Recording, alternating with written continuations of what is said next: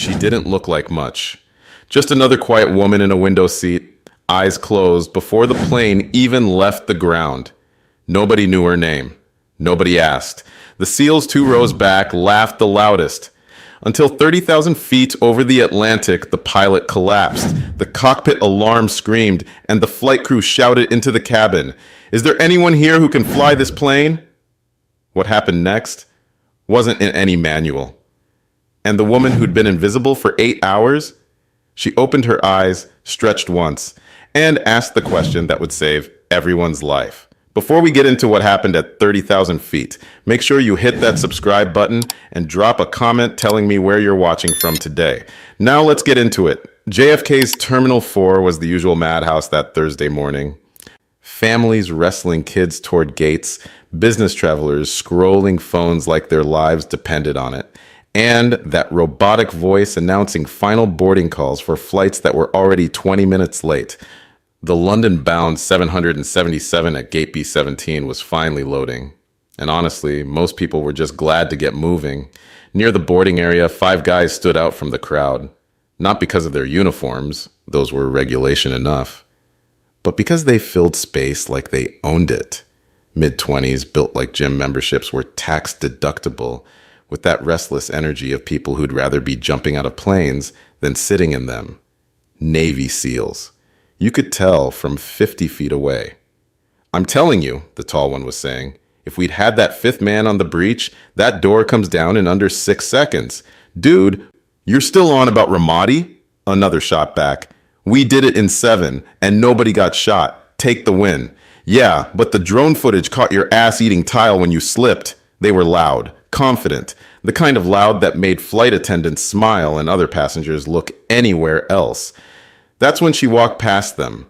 Late 30s maybe, civilian jacket, plain jeans, boots that looked like they'd actually been places, dark hair pulled back, neat and tight. Not a salon braid, but the kind of precision that came from years of keeping hair out of machinery. She carried one duffel bag, canvas with leather corners worn smooth, and moved like someone who knew exactly how many steps it took to get anywhere. As she passed the gate area, her eyes flicked up at the departure board. Not reading it like a passenger checking flight info, but scanning it like someone cross-referencing aircraft tail numbers with weather patterns. A micro glance at the jetway window, noting wind direction from how the ground crew was positioned around the aircraft. She didn't look at the SEALs, didn't look at anyone really, but one of them noticed her duffel bag as she walked by. Aviation patches along the strap, faded, unofficial ones, the kind mechanics and crew chiefs collected over deployments. A small detail that would have meant nothing to most people. When they called her boarding group, she stepped forward, scanned her pass, and disappeared down the jet bridge without a sound. Seat 8A window. She slipped in, stowed her bag, clicked her seatbelt, and leaned back against the wall. Eyes closed before the safety video even started. Across the aisle, one of the SEALs nudged his buddy. "Check out the posture on that one." $10 says she logs flight hours on Microsoft Flight Simulator, another whispered. "Those weekend warrior types always think they're hot shit because they can land a Cessna." They chuckled, but she didn't react, didn't even twitch, just kept her eyes closed and her breathing steady. A flight attendant walking past glanced at her, then at the manifest in her hand. She paused for a second, looked again, then kept moving. As the plane pushed back and the engine spun up, the woman in 8A never moved. Not when the captain welcomed everyone aboard Flight 227, not when they lifted off the runway, not when they banked over Queens and headed out over the Atlantic. She was asleep before the wheels folded into the belly of the plane. To everyone else, she was just another passenger trying to get some rest on a long flight. They had no idea she was the only person on board who could keep them from falling into the ocean. At 30,000 feet, the plane had settled into that steady hum of a long-haul flight. Seatbelt signs were off, drink carts were rolling, and people were spreading out into their 8-hour routines. The SEALs had claimed their territory in the middle section and were already holding court. One of them had flagged down a flight attendant to ask if there was a military discount on whiskey. Another was showing iPhone photos to the woman behind him. blurry shots of someone in camouflage crouched on what looked like a rooftop. "So that's me in Kandahar," he was saying. "We inserted at 0300. Real hush-hush stuff. No kill order that time. Just recon." The woman nodded politely, impressed despite herself. A businessman leaned across the aisle to listen. This was the kind of story that made 8-hour flights go faster. Afghanistan was different. The tall one, Rodriguez, jumped in. More technical. Had to call in close air support on a compound that intelligence said was empty. Turned out to be a bomb factory. Good thing we had eyes on those F-18s because civilian pilots would have leveled half the province. "Civilian pilots," another one laughed. "Most of them couldn't hit the broadside of a carrier deck without GPS holding their hand. Military aviation's a whole different animal. Takes real training, real experience under fire." Exactly. It's not just about flying straight and level. Combat pilots have to think three-dimensionally, account for enemy fire, mechanical failures under stress, the kind of stuff you can't learn in flight school. A few passengers chuckled, entertained by the insider knowledge. Behind them, an off-duty Delta pilot bit his tongue and went back to his magazine. Row 8 was still dead quiet. The woman hadn't moved since takeoff. Same position, head tilted toward the window, hands folded in her lap. No earbuds, no phone, no blanket, just stillness. One of the SEALs noticed. "Yo, is she even breathing? I swear she hasn't moved in 2 hours." "She's either dead inside or Air Force," his buddy replied. More snickering. An older guy across the aisle looked up from his newspaper. "Or maybe she just doesn't need to impress anyone." The nearest SEAL held up his hands. "Easy there, Pops, just making conversation." But the smirk died a little faster this time. Meanwhile, behind the locked cockpit door, Captain Kenneth Wolf was staring at his instrument panel like it was lying to him. And it was. The fuel balance was off. Not by much, but enough to matter. The port tank was draining faster than the starboard, and the crossfeed wasn't responding right. "Check the balance sensor," he told his co-pilot. They reset it, got the same reading. Then an amber light flickered on. Auto balance failure. The plane was flying fine, but something wasn't talking to something else the way it should. "Cabin crew, heads up," Wolf radioed. "We're troubleshooting a minor system irregularity. Keep communication lines clear." Another alert chimed, this one sharper. Hydraulic redundancy, low pressure. Wolf's hand moved toward the emergency checklist. "Okay, now you've got my attention." Back in the cabin, the drink service continued. The SEALs had split up, some dozing with headphones, others still swapping war stories with anyone who'd listen. And 8A? Still asleep. But her breathing had changed. Slower, deeper, like some part of her was listening to something the rest of them couldn't hear. Something that was about to go very, very wrong. 3 hours into the flight, Captain Wolf was no longer troubleshooting minor irregularities. He was watching his aircraft die one system at a time. First, the fuel system started lying. Port tanks showed normal flow, but the physical gauges told a different story.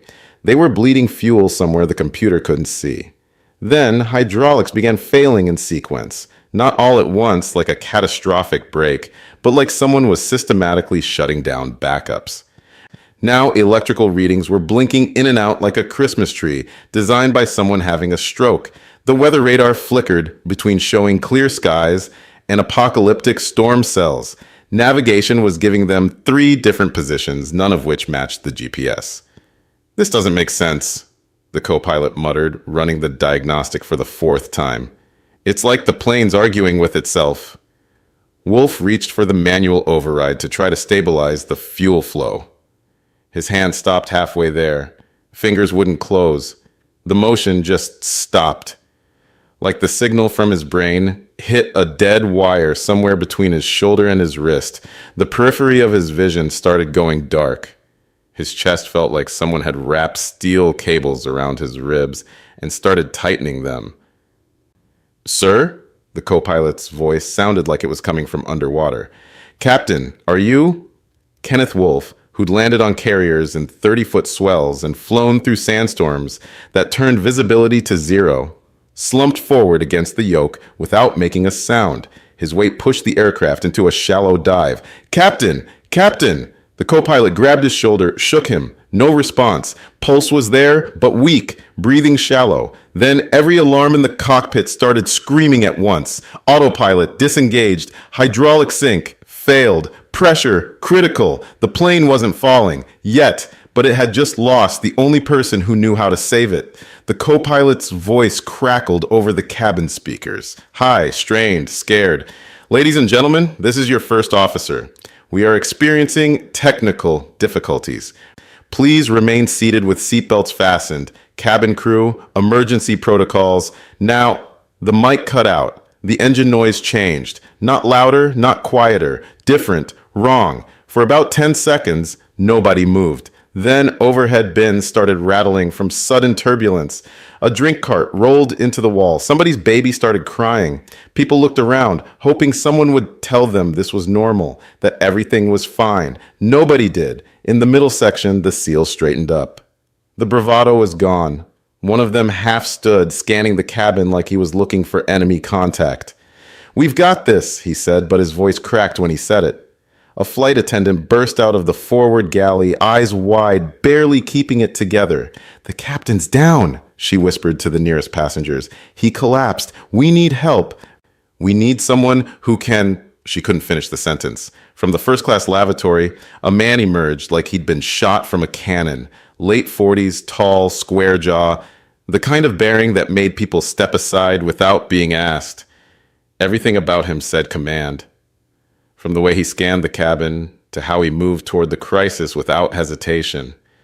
Captain Nathan Rourke, Navy SEAL. 24 years active service, most of it spent in places that didn't officially exist on any map. He grabbed the flight attendant's arm. "What's happening up there?" "Captain collapsed. Co-pilot's panicking. Systems failing. There's no one else. No one who can—" Rourke's face went from concern to pale in about 2 seconds. He understood the physics of the situation immediately. At 30,000 feet, over open ocean, with storms building, and no one qualified to land the aircraft. He looked toward his men, the 5 SEALs who'd been holding court in the middle section. Rodriguez caught his eye first, then the others. Without words, they knew what he was thinking. "Sir," Rodriguez said quietly, moving up the aisle, "we could what?" Rourke cut him off. "You ever land anything bigger than a rigid hull inflatable boat?" "No, sir, but we've done helicopter insertions, fast rope operations." "This isn't a helicopter, Rodriguez. This is a 200-ton missile with 300 people on board, and it needs someone who understands how to talk to air traffic control, calculate approach speeds, compensate for wind shear over water." The younger SEAL's confidence evaporated. "Sir, I know what you thought. Same thing I'm thinking. But wanting to help and being able to help are 2 different things." Rourke's voice carried the weight of someone who'd sent men into situations where confidence without competence got people killed. He turned toward the cabin, took a breath that filled his entire chest, and shouted, "Does anyone here know how to fly a plane?" 200 people looked at him, looked at each other, looked anywhere but back at him. Silence. Complete terrifying silence. Then a sound cut through the quiet like a knife. A yawn. It came from row 8, seat 8A. The woman opened her eyes like she was waking up from a pleasant nap, stretched her neck once, looked around at the panicked faces, the overhead masks that had started dropping, the flight attendants trying not to cry. Her voice was calm, conversational, almost sleepy. "What kind of plane is this?" Rourke stared at her. "What?" She unbuckled her seatbelt and stood up. "Airbus or Boeing? I need to know what I'm walking into." "Why does that?" "Control configuration's different. Response timing. Where they hide the backup systems." She stepped into the aisle, adjusting her jacket. "You said you needed a pilot?" He looked her up and down, civilian clothes, no insignia. Nothing that screamed military or aviation. But something in her posture, the way she'd moved toward the front without hesitation, made him pause. "You can fly?" She shrugged. Well enough to keep us from dying. It wasn't arrogance. It wasn't confidence, even. It was something scarier than both. It was certainty. The cabin had gone dead quiet. 200 people watching this exchange like their lives depended on it, which they did. An elderly woman in 12C clutched her rosary, whispering, "Please, God, let her know what she's doing." A businessman 3 rows back had his phone out, thumb hovering over his wife's contact like he was deciding whether to send a final message. The seals were frozen in place. Rodriguez stared with his mouth slightly open. The kid who'd been bragging about Afghanistan looked like he was witnessing something that didn't compute. A civilian woman walking forward when trained operators couldn't. A mother with 2 kids leaned across the aisle to her husband. "Who is she?" she whispered. "I don't know," he whispered back. But she's the only one who answered. A flight attendant near the galley started crying. Not from panic, but from relief. Someone had finally said yes. Passengers craned their necks to watch her walk forward. A 10-year-old kid pulled on his dad's sleeve. "Is she gonna fly the plane?" The father just nodded, not trusting his voice. From the back, an off-duty pilot, who'd been listening to the SEAL's earlier bravado, muttered under his breath, "About damn time." From the back, one of the younger SEALs, the one who'd been showing off rooftop photos, just stared with his mouth open. "Who the hell is she?" he muttered. Nobody answered. She reached the cockpit door. A flight attendant tried to stop her, probably out of instinct more than authority. The woman paused, made eye contact. "I'm not guessing." The attendant stepped aside. The cockpit door closed behind her with a soft click. For the first time since the crisis started, the cabin didn't feel like a tomb waiting to happen. It felt like maybe, just maybe, someone knew what they were doing. The cockpit looked like a Christmas tree having a seizure. Warning lights blinked in patterns that made no sense. Alarms competed for attention at frequencies designed to trigger panic. The air smelled like burning plastic and ozone, with an undertone of hot metal that meant something was being pushed way beyond its limits. The co-pilot looked up when she entered, sweat beading on his forehead despite the air conditioning running full blast. "Who are you?" he demanded. "Friend," she said, dropping into the observer seat and pulling the shoulder harness tight. Her eyes were already scanning the instrument panel, taking in the cascade of warnings with the systematic approach of someone who'd seen this kind of failure before. "We've got fuel differential," he started, pointing at readouts that looked like they were arguing with each other. "Port tanks bleeding. Hydraulics are failing. Nav systems feeding us garbage." "Manual?" she interrupted. "Console pocket. Why?" "Because your systems are lying." She flipped it open, scanned the circuit diagrams with the speed of someone who'd memorized these layouts years ago. Centerline pumps overpressuring. Creates a false leak signature that tricks the computer into thinking you're hemorrhaging fuel when you're actually starving the distribution system. Her finger traced a specific circuit path in the manual. "I've seen this exact failure pattern on a C-130 over Kandahar. Same manufacturer, similar pump design. The computer tries to compensate by increasing flow, which creates more pressure, which triggers more alarms." She looked up from the manual. "Shut down the centerline pump, now." He hesitated. "Trust me. I've patched this exact configuration with duct tape and prayers at 30,000 feet. Your bird's newer, but physics is physics." He flipped the switch. One of the fuel alarms went quiet immediately. The flight engineer looked up from his station. "How did you?" "Stall indicators," she continued, not pausing. "They're feeding false data because of electrical bleed from the navigation strobe array. The system thinks you're approaching stall because it's getting interference from your own lights." She reached across the console, killed the appropriate breaker. The stall warnings stopped. "Now," she said, settling back in her seat, "reroute hydraulics through auxiliary. You've got maybe 20 minutes before the primary system loses enough pressure to affect control surfaces." The co-pilot stared at her. "Who are you?" "Really?" "Someone who spent 12 years keeping birds in the air when they wanted to fall down," she said. Army aviation. Fixed everything from Apaches to Chinooks to cargo birds that had no business flying but did anyway because someone knew how to convince them. She grabbed the headset hanging from the console. Now, closest base with crash facilities and runway length for emergency approach. The flight engineer checked his readings. Fuel stabilizing. Navs quiet. Hydraulics holding. She grabbed the headset hanging from the console. Closest base with crash facilities? Keflavik, Iceland. But we're 90 minutes out and flying on prayers. Prayers are for passengers, she said.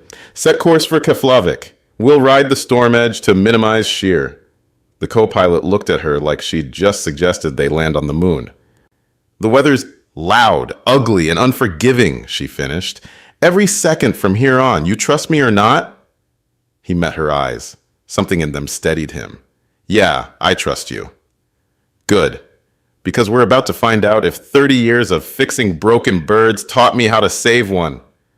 Outside the windows, lightning split the sky like artillery fire. The ocean below was black and endless. Inside the cockpit, one voice cut through the chaos. Wheels down in 90, she said, or we become fish food. The storm hit them like a fist made of wind and water. The first gust caught them from the port side, dropping the left wing and rolling them 30 degrees before she could compensate. Everyone in the cabin who wasn't strapped down hit the ceiling or the opposite wall. Overhead, bins popped open like party favors, spilling luggage, laptops, and personal belongings into the aisles. A drink cart broke loose and slammed into the galley with a sound like a car wreck. In the cockpit, she braced against the observer seat, watching the instrument panel like it was speaking a language only she understood. The artificial horizon was spinning like a compass in a magnetic field. Airspeed indicators were jumping between readings that couldn't all be right. Crosswinds gusting to 55 knots, the co-pilot shouted over the noise. Vertical shear at 800 feet. We're getting bounced around like a ping pong ball. Another gust hammered them from below, lifting the aircraft 200 feet in 3 seconds before dropping them back down. The stress on the airframe was audible, metal groaning, rivets popping, the sound of an aircraft being tested beyond its design limits. Gear needs to go down now, he continued, or we're coming in too fast to stop. She reached for the manual gear extension, wrapped both hands around the lever that looked more like something from a medieval torture device than modern aviation. Wait, she said, eyes fixed on the wind indicators. Not yet. Gear down in this shear and we'll get slammed sideways into the water. We're running out of altitude. Trust the physics. Her voice cut through the chaos like a scalpel. Winds coming in pulses, not steady gusts. There's a rhythm to it, 7-second intervals between major hits. We drop gear in the lull, not the gust. She counted under her breath, watching the instruments dance. At precisely the right moment, she yanked the lever. Metal screamed. Hydraulic fluid hissed under pressure that was barely sufficient. Warning lights flashed as the gear extended slower than design specifications demanded. Then, 3 green lights. Gear down and locked. But they weren't done. The approach to Keflavik was turning into a flying lesson in advanced aerodynamics that most commercial pilots never experienced. Wind shear was creating updrafts and downdrafts that could flip an aircraft upside down in seconds. I can't see the runway, the co-pilot said, staring through rain that was coming down sideways. Visibility's near zero. Forget your eyes. Fly the instruments and trust your ears. She pointed to a frequency setting on the radio. Tune to the ILS beacon. The runway's talking to us. We just have to listen. A steady tone filled their headsets as the instrument landing system locked on. Through the white noise of the storm, electronic beeps provided guidance that cut through the chaos. Follow the tones, she said. The runway will find us. Visual on the runway? Nothing but rain and lightning. Then we fly the numbers. Trust the instruments, not your eyes. The plane dropped toward Iceland like a wounded bird that had forgotten how to fly. Wind shear caught the right wing and rolled them 15 degrees off center. She didn't flinch. Left rudder, don't fight the gust. Dance with it. He followed her guidance. The aircraft leveled out. In the cabin behind them, people were making peace with God, country, and anyone they'd ever wronged. Parents whispered to children. Couples held hands. A priest in row 23 was giving last rites to anyone who asked. The SEALs sat in silence, all pretense gone. No more war stories, no more bravado. Just 5 operators who knew what dying sounded like, and this was it. She stared through the windscreen into gray nothing, squinting for any break in the murk. There, a flicker of light through the rain. Runway strobes, 2 miles out. I don't see anything. They're there, keep it steady. 3-degree glide slope. Don't flare early, she's heavy. They descended into a tunnel of wind and water and barely visible light. At 500 feet, the altimeter started jumping between readings. At 200 feet, it went dark completely.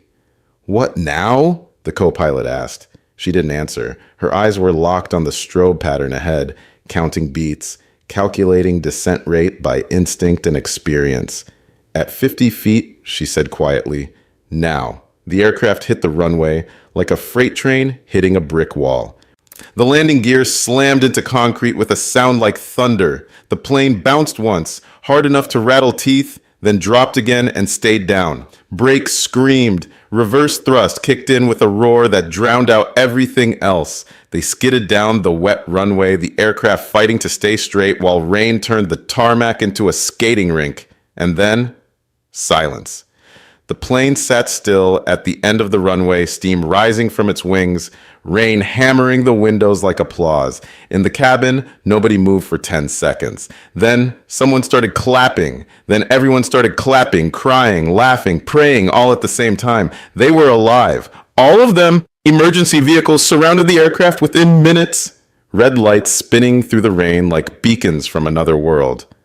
Ground crews battled the wind to get the stairs in place, shouting instructions in Icelandic and English that got swallowed by the storm. The cabin door opened and cold Icelandic air rushed in, carrying the smell of rain and jet fuel and that indescribable scent of solid ground. Safety. Passengers filed down the stairs one by one, some shaking, some crying, some just staring at the tarmac like they couldn't believe it was real. A few tried to thank the flight crew, but most were in shock, moving like sleepwalkers toward the terminal. Near the front of the line, the SEALs stood together in the rain. All their earlier confidence was gone. They looked like what they were. 5 operators who just had their lives saved by someone they dismissed without a second thought. Rodriguez, the one who'd bragged about calling in airstrikes, kept glancing back toward the aircraft like he was trying to process what had happened. Did she actually? He couldn't finish the sentence. Then she appeared at the top of the stairs. The woman from 8A stepped into the storm like she did this every Tuesday. Rain soaked through her jacket in seconds, but she didn't hurry, didn't flinch from the wind. She just walked down the stairs with the same quiet confidence she'd carried into the cockpit 90 minutes earlier. At the bottom, Captain Rourke was waiting. So was someone else. A man in ground crew coveralls with captain's bars on his collar. Icelandic Air Force by his insignia. But his English was perfect. That was some flying, the Icelandic captain said, water running off his cap. Tower lost you on radar twice in that storm. Thought we were going to be pulling wreckage out of the harbor. She nodded once, acknowledging the comment without elaborating. Rourke came to attention in the middle of the storm and rendered a sharp, precise salute. It wasn't for show. It wasn't protocol. It was one professional recognizing another when words weren't sufficient. Ma'am, he said, voice carrying over the wind, what you did up there, none of us could have done that. None of us were even close to qualified. She looked at him for a moment, water dripping from her hair, and returned the salute with equal precision. The Icelandic captain stepped forward, curious. What's your background? Air Force? Navy? Army, she said simply. Pilot? Mechanic? Then crew chief.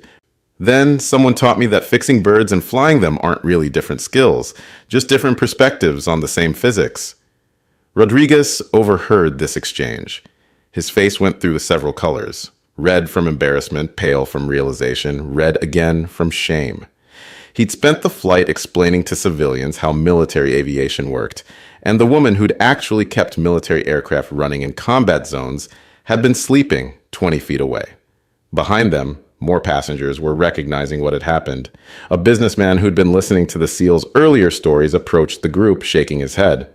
"You're telling me," he said to Rodriguez, "that you spent 3 hours explaining how civilian pilots couldn't handle combat situations, and the person who just saved our lives was sitting right there the whole time?" Rodriguez tried to find words that would make this less humiliating. He couldn't. Another passenger, an elderly woman who'd been praying during the landing, walked up to her. "What's your name, dear?" She smiled just faintly. "Does it matter?" "It does to me. I want to know who to thank in my prayers." The woman from 8A looked at her for a long moment, then glanced back at the aircraft that had nearly become their tomb, then at the faces surrounding her, people who'd never know her name but would never forget what she'd done for them. "Just tell them," she said quietly, "that sometimes the person you need most is the one you never notice." She walked past them all without a word, heading toward the terminal lights that promised warmth and coffee and all the small comforts that meant survival. Just before she reached the entrance, a ground crew mechanic jogged up, rain gear flapping in the wind. "Hey, what unit were you with?" She paused at the door, turned back with the faintest smile. "Does it matter?" The glass doors slid shut behind her. Out on the ramp, the 777 sat quiet in the storm, scarred but whole, like something that had no business making it this far but did anyway. Because when it mattered most, the person everyone ignored turned out to be exactly who everyone needed. What would you have done if someone yelled for a pilot at 30,000 feet? Would you have trusted the quiet woman in 8A to save your life? If this story reminded you that the most dangerous person on the plane might be the one nobody notices, smash that like button and hit subscribe so you never miss what happens next. Share this with someone who knows that quiet confidence beats loud bragging every single time. More stories about hidden heroes are waiting right here on your screen. Click one and keep going, because I'll be back tomorrow with another reminder that the people who talk the least often have the most to say. Until then, remember, sometimes the person they overlook is the only one who can bring everyone home.